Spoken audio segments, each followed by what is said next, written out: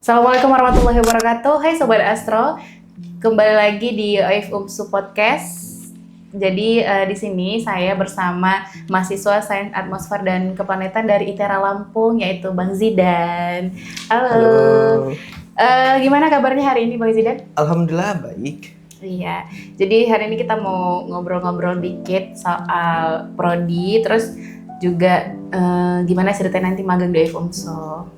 Oke, buat teman-teman mungkin langsung aja ya kita tanya Bang Zidan. Mungkin boleh diperkenalkan dulu dirinya Bang Zidan ke Sobat Astro kita. Baik.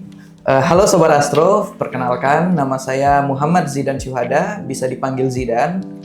Saya saat ini mahasiswa semester 6 dari program studi Sains Atmosfer dan Keplanetan Institut Teknologi Sumatera Lampung. Saat ini saya tengah menjalani program magang di OIF UMSU. Iya, itu tadi ya Bang Zidan udah memperkenalkan diri ke Sobat Astro semuanya. Nah Bang Zidan, kita langsung masuk ke pertanyaan aja ya. Jadi kalau menurut Bang Zidan nih, kenapa Bang Zidan memilih jurusan Sains Atmosfer dan Keplanetan ini? Apa yang menarik dari jurusan ini Bang Zidan? Oke, gini Kak. Kalau kita cari tahu bersama, prodi ini kan terbilang baru ya, 2018. Jadi bisa dikatakan masih umur 7 tahun juga. Sebelumnya tuh saya memang udah punya kegemaran gitu sama pengamatan astronomi, penelitian dan semacamnya. Mulai dari SMA lah, kayak pengamatan, lihat-lihat langit malam gitu. Jadi kayak berandai-andai, ada nggak ya di Indonesia ini aja deh studi yang berkaitan dengan yang apa yang saya suka. Saya cari, wah ternyata cuma astronomi ITB nih. Wah bingung nih, kayak ITB ini kan agak berat ya untuk masuk ke sana. Istilahnya kayak nggak tahu lah ya, saat itu udah pesimis duluan.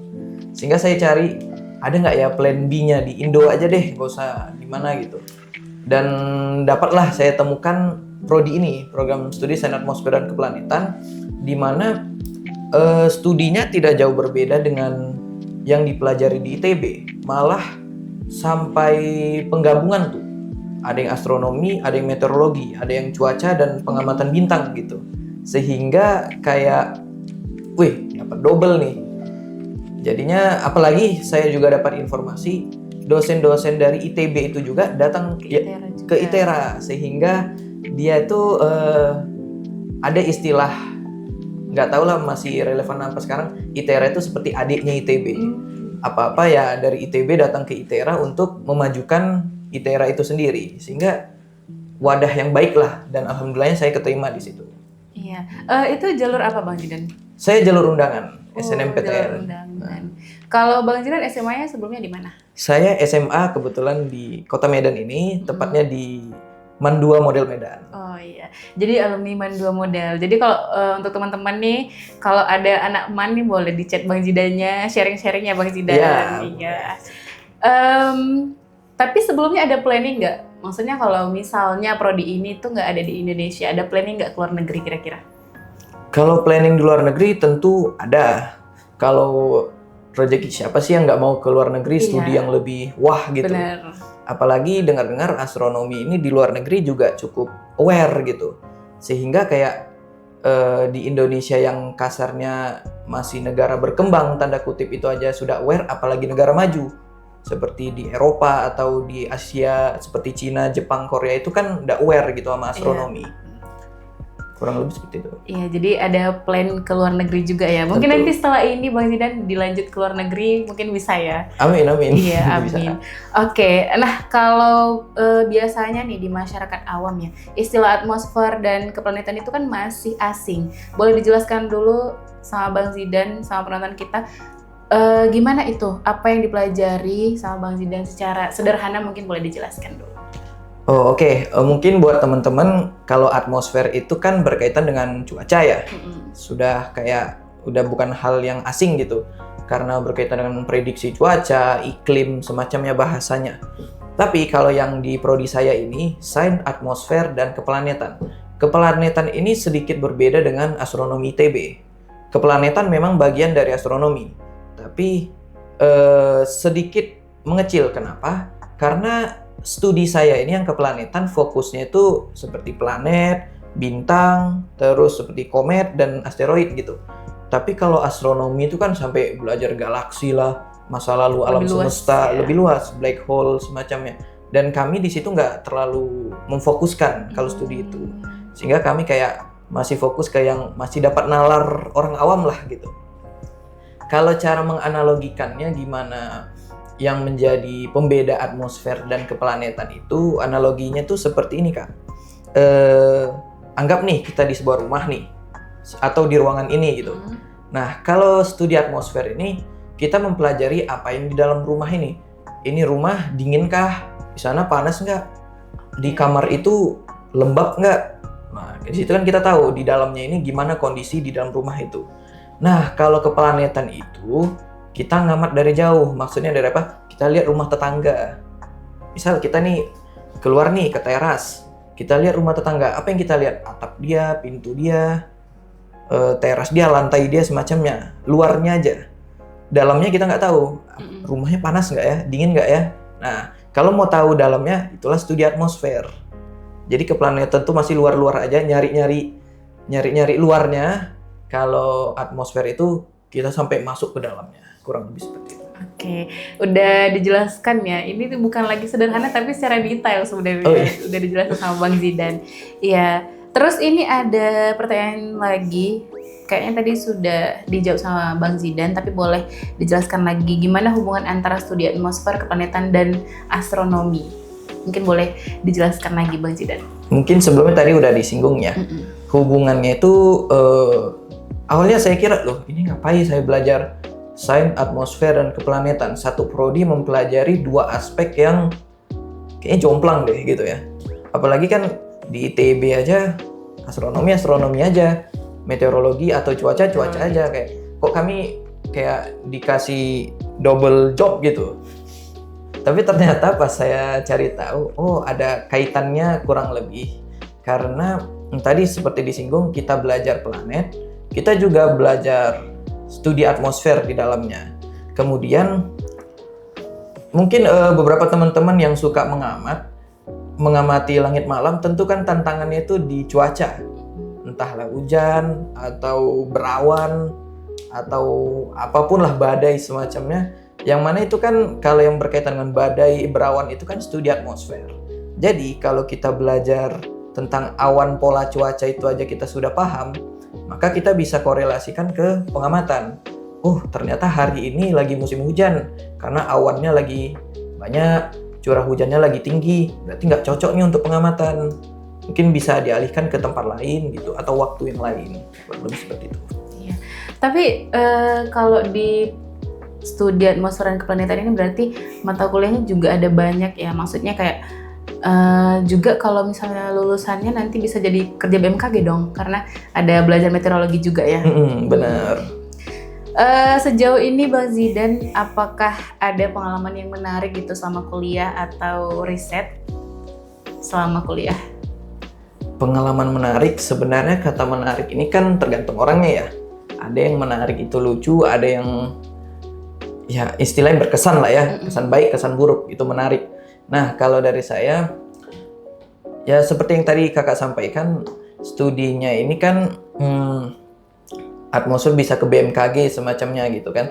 Nah, kalau pengalaman menarik, di awal semester, kami memulai semester mempelajari prodi ini tuh semester 3. Karena kalau di ITERA semester 1 dan 2 itu kami masih dianggap sama semua, belajar. Oh, gitu. Ya, belajar. Padahal saya kan bukan anak biologi, tapi waktu semester 1-2 saya belajar biologi dulu.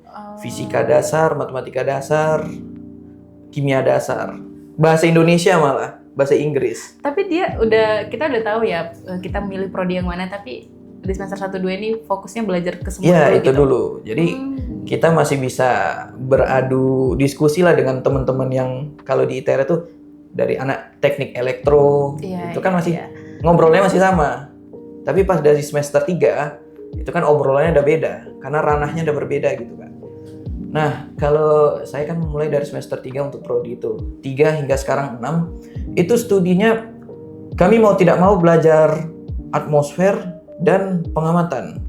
Jadi nanti kalau yang atmosfer, ini loh pola cuaca gini-gini, angin tuh bisa berputar begini. Kalau yang malam itu itu kami sampai ada praktikum menginap gitu beberapa kali. Jadi ya cukup menarik juga, dan pengalaman baru juga, bisa nginap di kampus gitulah. Iya. Jadi kalau misalnya nginap di kampus itu kira-kira gimana? Apakah ada persiapan sebelumnya atau tidurnya kayak camp gitu atau ada ruangan khusus untuk mahasiswa? Oh, kalau itu kami itu di gedung itu ada 2 ruangan, 2 lab. Laboratorium itu cukup tidak terlalu terikat seperti laboratorium yang kita tahu. Jadi kita bisa tidur di situ, di laboratorium itu. Kalau untuk praktikum, nanti kami ke rooftop, pengamatan malam, bisa dari jam 8 malam sampai subuh malah. Kalau langitnya mendukung. Terus kalau rasanya udah cukup, turun, silakan kalau mau istirahat di ruangan. Sudah ada fasilitas yang disediakan. Oke, berarti memang yang menarik itu saat penelitian malam hari ya, terus pengamatan malam hari, karena bisa gabung sama teman-teman juga gitu. Iya, itu tadi pengalaman menarik dari Bang Zidan. Nah, sekarang kita bicara soal perkembangan komunitas astronomi dan atmosfer di kalangan muda. Bagaimana menurut Bang Zidan soal perkembangannya di kalangan muda saat ini? Mungkin kalau dari sependengaran kakak, institusi astronomi itu kan masih minim ya? Iya, benar. 2 lah kalau mungkin kalau kita terhitung ilmu falak juga mungkin 4 atau 5 mungkin. Seperti di UMSU ini atau di UIN Wali Songo. Tapi bisa dikatakan masih minim kalau dibandingkan dengan negara-negara tetangga atau negara-negara maju lainnya. Tapi kalau dari komunitas Kak, komunitas astronomi di Indonesia ini bisa dikatakan sudah cukup banyak. Sebut saja kayak ada yang Indonesia Islamic Astronomical Community (IAC). IAC ya. Atau yang sudah cukup senior, HAAJ, Himpunan Astronomi Amatir Jakarta. Iya. Dan juga ada yang di Pulau Jawa. Nah, kenapa saya bisa mengatakan ini sudah cukup berkembang? Karena waktu itu ada setahun yang lalu, 2024, itu ada Jambore Nasional Klub Astronomi yang dihadiri oleh hampir 20 hingga 30 klub. Dan itu kebetulan rezekinya tuan rumahnya di ITERA. Sehingga saya menjadi panitia juga di situ. Di situ bertukar cerita, ini orang mana, gimana di sana. Oh, di sana kayak gini cara perkembangannya. Saling bertukar cerita gitu. Sehingga bisa dikatakan klub astronomi di Indonesia itu sudah cukup berkembang. Tapi kembali lagi, wadah untuk membuat dia fokus ke penelitian itu masih minim gitu. Karena kan institusi masih sedikit. Iya. Kurang lebih seperti itu. Jadi ini juga salah satu pengalaman menarik menurut saya ya, Bang Zidan. Karena kan Bang Zidan tadi jadi panitia untuk Jambore Nasional. Tapi sepengetahuan saya kan, saya anak pramuka nih, jadi taunya Jambore itu hanya anak pramuka nih, kayak gitu. Jadi ini kan Jambore Nasional, berarti ada Jambore daerahnya juga dong sebelumnya. Kalau Jambore daerah itu kembali lagi ke sebenarnya regulasi dan diskusi antara di wilayah itu. Terkadang yang sedikit bukan ironi juga, karena bisa aja di satu provinsi hanya memiliki 1 atau 2 klub, sehingga kan kalau Jambore kayak ngapain cuma 2 klub gitu. Iya, benar-benar. Oke, berarti itu Jambore Nasional dan klub astronomi hanya orang-orang yang bergabung di klub astronomi atau amatir juga bisa. Itu maksudnya bisa ikut kegiatan di Jambore Nasional itu. Berarti kalau nggak tergabung ke dalam klubnya tidak bisa ikut Jambore Nasionalnya? Mungkin bisa, tapi kan kita mendapatkan informasi itu dari klub masing-masing, sehingga ya mungkin bisa, tapi rata-rata yang datang itu adalah mereka yang dapat informasi gitu. Ya, menarik ya. Apalagi sebenarnya astronomi ini menarik secara umum, apalagi untuk masyarakat awam. Hal yang menariknya itu ya itu tadi pengamatan benda-benda langit, kita tertarik. Bahkan sejak kecil mungkinnya kita tertarik udah lihat bintang dan lain-lain. Tapi setelah dewasa tuh, setelah beranjak usia kita, yang nggak menariknya itu adalah ilmu eksaknya. Benar. Iya, jadi orang agak kesulitan di bagian kayak matematika, fisika, karena tidak bisa kita pungkiri astronomi itu kan selalu berkaitan dengan hitung-hitung. Iya, hitung-menghitung, benar sekali. Oke, untuk pertanyaan selanjutnya nih, menurut Bang Zidan, apa tantangan terbesar yang Zidane rasakan sebagai mahasiswa di bidang ini? Nah, tadi udah dijawab juga oleh Kak Nilam, ini hitung. Nah, jadi kita apa-apa dihitung, matematika, fisika, sehingga kayak sedikit pusing ya. Iya, bener. Tapi di sini kita bisa dikatakan apa yang kita hitung itu memang logis. Seperti kenapa dia bisa di situ, kenapa posisi si bintang bisa segini derajat, oh ini karena ada fenomena ini. Jadi kita bisa kaitkan dan itu cukup logis, tidak hanya sebatas ngitung-hitung gabut gitu. Hitungnya ada alasannya. Terus juga astronomi ini tidak hanya terpaut di kertas gitu, nulis-nulis, menghitung semacamnya. Tapi kita sudah menyentuh ke digital, seperti di komputer, codingan. Apa fungsi dari coding ini? Saya juga baru tahu nih. Saya kira studi ini saya melamun aja gitu di luar, nengok-nengok gitu. Ternyata ada ngitung-ngitung juga Kak. Ngitung dan codingan, Python lah kalau untuk saat ini.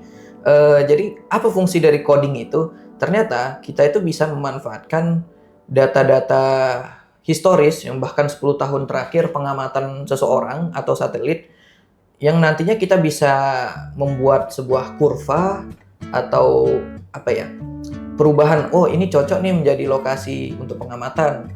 Oh kalau di Indonesia ini kenapa bisa belakangan ini panas terus padahal lagi musim hujan. Itu ternyata ada polanya, pemodelannya, prediksi. Bahkan kita dari studi kami ini juga bisa mempelajari prediksi cuaca hingga 30 tahun mendatang.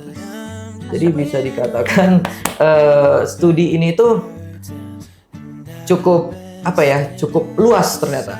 Tidak hanya sebatas ngamat-ngamat langit aja, tapi ternyata kita bisa menjadi ujung tombak dalam suatu perusahaan atau semacamnya. Ya, menarik ya tadi apa yang disampaikan Bang Zidan, ada belajar kodenya juga. Ternyata sebenarnya astronomi ini membangun nalar kita ya, nalar kritis, juga membangun logika. Jadi saya rasa lengkap ya di astronomi. Ada bahasa Inggris juga tentu ya. Ada tentu. Jadi karena kan ada istilah-istilah bahasa Inggris tentu kita sering temukannya di astronomi ini. Baik, selanjutnya nih, kan Bang Zidan magang nih di OIF UMSU. Kira-kira mungkin ada yang penasaran nih kenapa memilih OIF UMSU, atau boleh diceritakan informasinya dari mana gitu. Oke, OIF UMSU ini kan kebetulan di Kota Medan, yang mana berasal dari kota saya sendiri gitu. Setelah saya ulik, OIF UMSU ini bisa dikatakan sebagai, dan dari saya pribadi saya bisa dikatakan beruntung lah, karena observatorium ini kan di Indonesia masih cukup minim gitu, apalagi di kota besar yang umumnya itu sampai di pelosok-pelosok, ini di kota ada gitu. Dan saya bisa katakan OIF UMSU ini sudah cukup matang untuk mewadahi masyarakat, publik, pengunjung untuk studi eduwisata astronomi yang orang-orang tuh masih minim lah akan hal ini. Jadi bisa dikatakan OIF UMSU ini sudah cukup matang. Maksudnya gimana? Seperti sudah ada planetarium yang mewadahi masyarakat untuk mengetahui astronomi lebih mendalam. Kayak tahu gitu galaksi itu seperti apa, bintang itu seperti apa, dan planet-planet itu seperti apa. Bahkan untuk bocil-bocil gitu, anak TK gitu. Oh kayak gitu rupanya. Nah selain itu juga di OIF UMSU ini juga sudah mewadahi untuk penelitian, seperti kan di sini ada Kubah Hamad Dahlan yang mana untuk penelitian hilal, penelitian astronomi lainnya, bintang dan semacamnya. Jadi bisa dikatakan sudah cukup matang. Oke, itu tadi ya pendapat Bang Zidan kenapa memilih magang di OIF UMSU. Karena selain dekat dengan rumah Bang Zidan, juga ada beberapa alasan-alasan yang dipilih Bang Zidan sehingga Bang Zidan bisa magang di OIF UMSU. Nah, sepertinya nih kita udah masuk ke sesi akhir nih. Pertanyaan kita juga udah yang terakhir nih. Untuk Bang Zidan, kira-kira ada pesan nggak untuk pelajar-pelajar yang ingin menekuni sains atmosfer, planet dan astronomi? Mungkin boleh disampaikan. Buat teman-teman yang suka dengan pengamatan langit, nggak apa-apa. Kembangkan rasa penasaran untuk mengetahui seluk-beluk dari langit itu sendiri. Sains itu memang menantang, hitung-hitung tadi cukup menantang, tapi itu justru menjadi sesuatu yang bisa dikatakan ajaib, keajaiban juga. Jadi jangan menyerah untuk memahami sains itu, karena sains itu tidak semembosankan itu kok. Ya, kurang lebih seperti itu. Ya, dan juga jangan takut ya kalau misalnya ketemu nanti sama angka-angka ya. Ya, betul. Dan fun fact-nya nanti kayaknya kalau setelah dari ilmu astronomi dan sains atmosfer planet dan astronomi ini, kita bakalan banyak peluang kerja juga ya Bang Zidan. Jadi jangan takut untuk teman-teman kalau misalnya takut ketemu angka, ya nggak apa-apa. Ada banyak hal yang menarik lagi di prodi ini atau di bidang ini gitu. Iya, mungkin udah selesai podcast kita kali ini Bang Zidan. Buat teman-teman, terima kasih sudah menonton podcast kita kali ini. Kalau begitu, saya Nilam dan Zidan pamit undur diri. Assalamualaikum warahmatullahi wabarakatuh. Dadah.